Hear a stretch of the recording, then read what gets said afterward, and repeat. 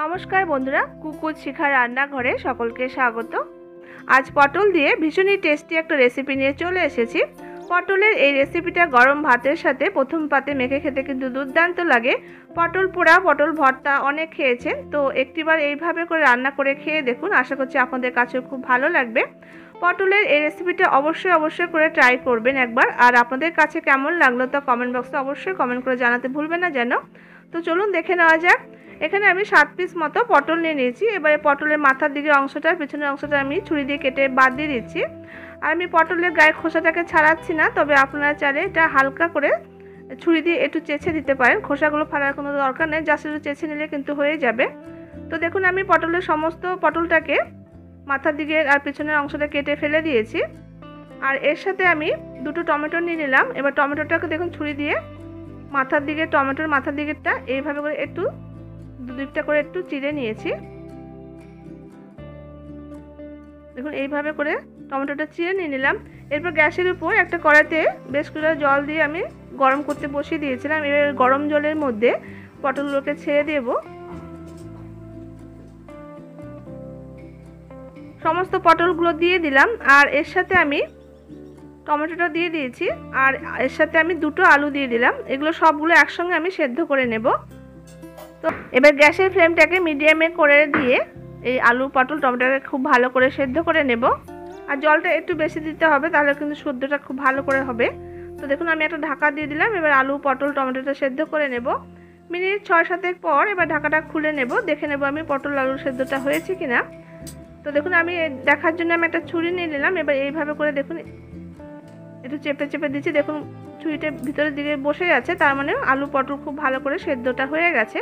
এবার আমি জল থেকে তুলে নেব। আলু, পটল, টমেটোটা জল থেকে তুলে নিয়ে আমি এটাকে ঠান্ডা করে নেব। তো দেখুন, আলু, পটল, টমেটোটা ঠান্ডা করে নিয়েছি। এরপর হাত দিয়ে এইভাবে করে চেপে চেপে পটলগুলোকে ভর্তা করে নেব।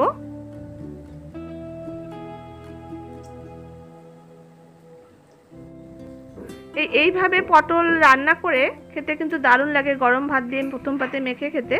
তো পটল ভর্তা আপনারা খেয়েছেন, তো ওটা একটু অন্যভাবে রান্নাটা করছি, কিন্তু এটা এইভাবে কিন্তু খেতে দারুণ হয়। অবশ্যই একবার ট্রাই করবে। তো দেখুন, সমস্ত পটলগুলোকে আমি একটু চটকে নিয়ে নিয়েছি। আর এবার আমি টমেটোর খোসাটাকে ছাড়িয়ে নিয়ে টমেটোটাকেও এই পটলের সঙ্গে খুব ভালো করে আমি মেখে নেব। তো দেখুন, টমেটোটার খোসাগুলোকে আমি ছাড়িয়ে নিচ্ছি।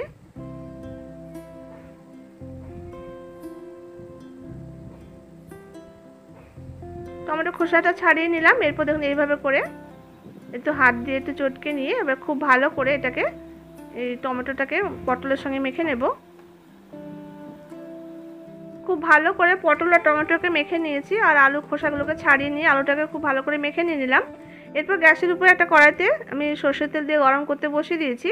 এবার তেলটা যে গরম হয়ে গেছে, এবার আমি এখানে 1/2 টিস্পুন মতো কালো জিরে ফোড়ন দিয়ে দিয়েছি। এবার কালো জিরেটা একটু ভাজা ভাজা হয়ে গেলে আমি এখানে 6-7টা রসুনকে থেতো করে রেখেছিলাম, সেই রসুনটা দিয়ে দিয়েছি এই গরম তেলের মধ্যে। এবার রসুনটা দিয়ে একটু নাড়াচাড়া করে ভেজে নেব। রসুনটা একটু ভেজে নিয়েছি, রসুন ভাজা সুন্দর একটা গন্ধ বেরিয়ে গেছে। এরপর আমি এখানে একটা বড় সাইজের পেঁয়াজ কুচিয়ে দিয়ে দিলাম। আর এর সাথে আমি 3টে কাঁচা লঙ্কাকে কুচিয়ে নিয়ে দিয়ে দিলাম। তো ঝালটা আপনারা যে যেমন খাবেন সেই পরিমাণ মতো লঙ্কাটা অ্যাড করবেন। এবার পেঁয়াজ, রসুন খুব ভালো করে একটু নাড়াচাড়া করে দেখুন একটু ভেজে নিয়েছি। এরপর আমি ওই মেখে রাখা পটল আর টমেটোটা যে মেখে রেখেছিলাম একসঙ্গে, সেটা আমি এখানে দিয়ে দিলাম। এবার এটাকে একটু নাড়াচাড়া করে নেব।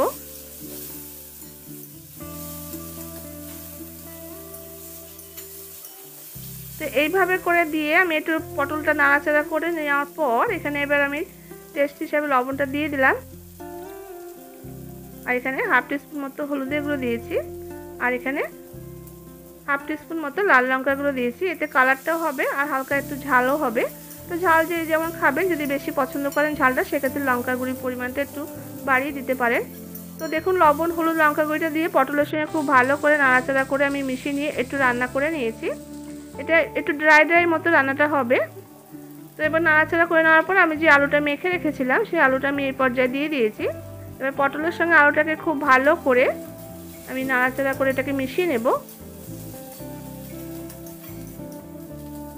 এখানে বন্ধুরা বলে রাখি, যদি আপনারা আলুটা দিতে পছন্দ না করেন সেক্ষেত্রে কিন্তু আপনারা আলুটা স্কিপ করতে পারেন, তবে আলুটা দিলে কিন্তু এর টেস্টটা কিন্তু অন্য মাত্রায় লাগে খেতে।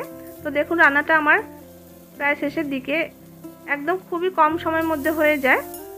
তো দেখুন এবার নাড়াচাড়া করে অনেকটাই আমি শুকনো শুকনো মতো করে নিচ্ছি, একদম ড্রাই করে নিয়ে কিন্তু নামাতে হবে। তো নামানোর আগে আপনাদের কাছে যদি ধনেপাতা থাকে তো একটু ছড়িয়ে দিয়ে নামিয়ে দিতে পারেন। যেহেতু বর্ষার সময় ধনেপাতাটা থাকে না, তো আমার কাছে ছিল না বলে আমি দিতে পারিনি। তো আপনাদের কাছে যদি থাকে অবশ্যই করে আপনারা ধনেপাতাটা ছড়িয়ে দিয়ে কিন্তু নামিয়ে নেবেন। তো দেখুন এবার আমি একটা প্লেটে এটাকে সার্ভ করে নিচ্ছি। তো বন্ধুরা আশা করছি আপনাদের কাছে এই রেসিপিটা খুব ভালো লেগেছে। যদি ভালো লাগে এইভাবে রান্না করে একবার খেয়ে দেখবেন, গরম ভাত দিয়ে প্রথম পাতে এইটা দিয়ে মেখে খেতে কিন্তু দারুণ হয়। এতটাই টেস্টি খেতে হয় যে এই রেসিপিটা দিয়ে পুরো ভাতটা খেয়ে ফেলতে পারবেন। আশা করছি রেসিপিটা আপনাদের কাছে খুব ভালো লেগেছে। ভালো লাগলে অবশ্যই লাইক শেয়ার করবেন, আর আপনি যদি নতুন বন্ধু হন ভালো লাগলে চ্যানেলটি সাবস্ক্রাইব করার অনুরোধ রইল। এখানে আমি নিয়মিত ঘরোয়া রান্নাগুলো শেয়ার করে থাকি, আশা করছি আপনাদের কাছে খুব ভালো লাগবে। তো বন্ধুরা আজ তবে আসি, দেখা হচ্ছে পরবর্তী কোনো রেসিপির সঙ্গে। ততক্ষণের জন্য সবাই খুব ভালো থাকবেন, সুস্থ থাকবেন। ধন্যবাদ।